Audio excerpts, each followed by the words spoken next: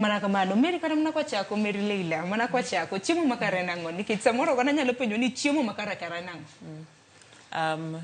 In a nutshell kuta in the simplest term ahero tiyo gi gimwa luongo ni plate count model.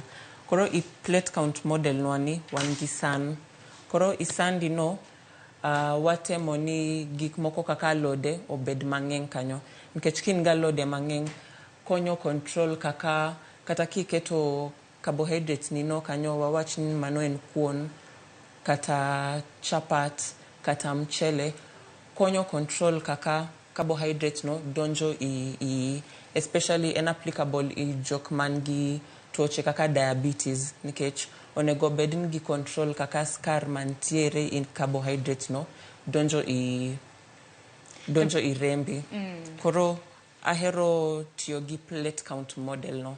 Koro plate count model wan gi carbohydrates kanyo mago gin chiemo ma konyo mi teko mago gin kuon mchele chapat then wan gi alode. Koro alode onego bedni gibedo mang'eny kanyo. Alafu wan gi chiemo ma konyo gero dendwa mago gin proteins wawach no omena rech ringo alia any type of protein waketo kanyo. Koro mano e plate count model wa.